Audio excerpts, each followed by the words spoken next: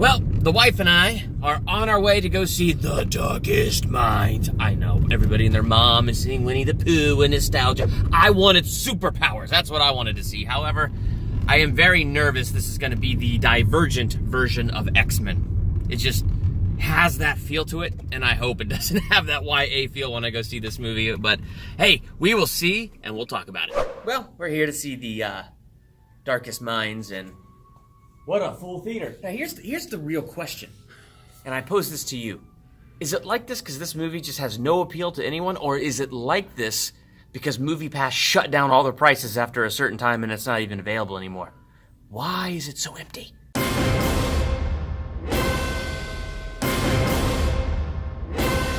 I probably should have saw Winnie the Pooh tonight instead.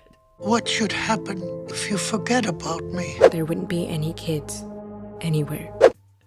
Welcome to Durbania. I'm Durbin, and this is my spoiler-free review for The Darkest Minds. It's not that this movie was completely terrible. In fact, I think terrible is the wrong way to describe it. It's not a movie that I would see on the big screen for a number of reasons. Reason number one being, at 5:30 p.m., my wife and I opened up MoviePass, and there it is on MoviePass. We double-check it at 6 p.m., and it's blank. There is absolutely nothing there, no movies at all whatsoever. So I feel like I pay for this movie twice because I still got to pay my monthly thing for MoviePass, and I had to pay full price for this movie. So yeah, that was terrific. And then you go in there and the theater's empty, and it's like, well, there's an ominous sign, and then the movie starts. So first, I want to hit some of those positives because it wasn't a totally terrible movie. Like, it had a lot of stuff in it that was pretty good and entertaining. In fact, my wife and I have both agreed that maybe like the first hour of this movie was pretty entertaining.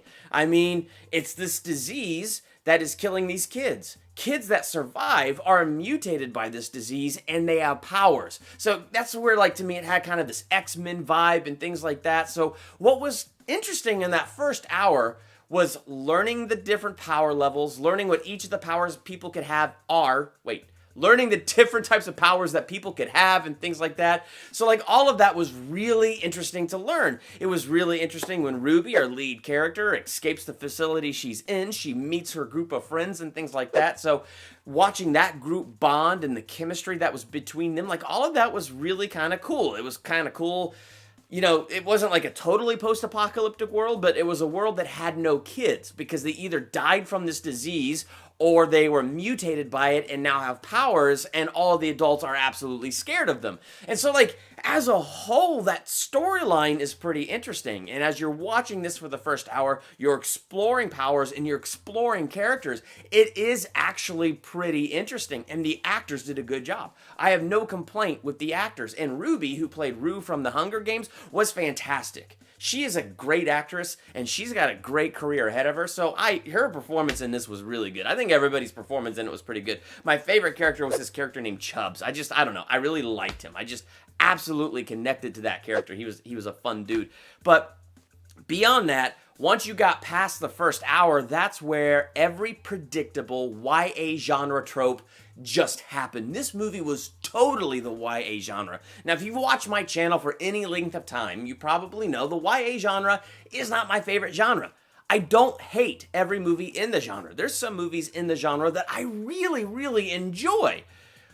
But as a whole, like, it's so many of the characters throughout this genre are so cookie cutter. It's like you could just move them around from movie to movie and it absolutely won't make a difference. And so that's what this felt like to me. It just felt like another perfect cookie cutter of what is the young adult film genre. I mean, complete with the kind of soap opera, teenage love drama, and the who do I trust and who do I not trust, who's good and who's bad, and oh my gosh, I don't know.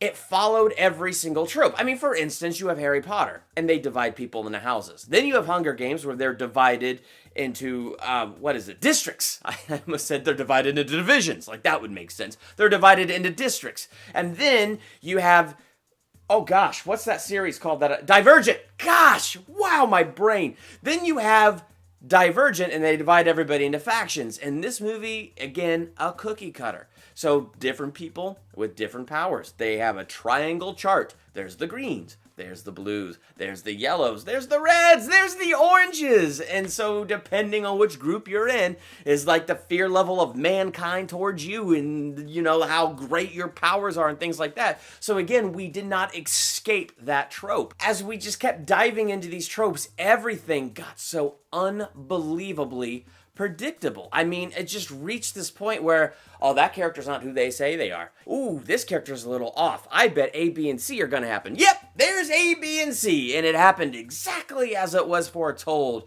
Oh, wow. This movie's still on? Well, we got to get to that huge cliffhanger ending. Ah, yes, there it is. I should have seen that that would be the cliffhanger ending, forecasted all the way in the beginning. So I should have seen that. Yep. Oh, and that's it. Okay, there it is. There's our cliffhanger ending and leading straight into whatever part 2 is going to be. And then we finally get into the third book, which undoubtedly they will split into 2. Or however many books they are, they'll get to the last one and split it into 2 and go through that whole process again. I mean, it's just... It got so predictable once it hit. It just hit those tropes like a checkoff list. Like, okay, we're making a young adult genre movie. We got to get that check. I mean, they just went right down the checklist. And that's just what it felt like to me. Which is why I just, as I'm sitting in the theater, it just felt really long. It felt long, and it was long, and it just kind of kept on going. And at one point, I'm sitting there next to Laura with the 8 people that are in the theater now, and I'm just like, okay, can we get to the cliffhanger?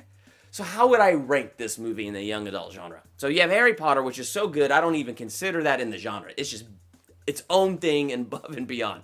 So Hunger Games, the first 2 movies would be my favorite in that genre. And then I would put this one, The Darkest Minds. And then last is Divergent. So it's better than Divergent and not better at all than the first 2 Hunger Games. But it's sitting there in the middle, but there's this huge wide gap because... you know, this movie cannot touch the first 2 Hunger Games movies with a 10-foot pole. It just can't do it. Like, it's just infinitely worse than the Hunger Games. But Divergent is infinitely worse than The Darkest Minds. Like, I found this way more entertaining than the entirety of the Divergent series. And I got into this more than I got into the Divergent series. So I don't think the Divergent series could touch this with a 10-foot pole. So where does that leave me? I'm giving this movie a C. It is totally average. I'm not going to own it on Blu-ray. I wish I didn't see it on the big screen. I would have been more entertained to have spent less money to see it and been more entertained just seeing it on the small screen. And honestly, I'm just not super interested if they make a sequel. Like, I don't care. I bet you I could probably predict everything that's going to happen anyway. So that's just kind of where that is for me. If you saw The Darkest Minds this weekend, do you agree with me? Do you disagree? Let's have a conversation about it in the comments. Again, didn't totally hate this movie, but obviously I didn't love it either. It's just right there, average. So let me know what you thought of it and hit the subscribe button to become a Durbanian and hit the bell by the subscribe button so you're notified for my next movie review, theological analysis, ranking video, or anything else I do here. Getting excited for The Meg coming out, so...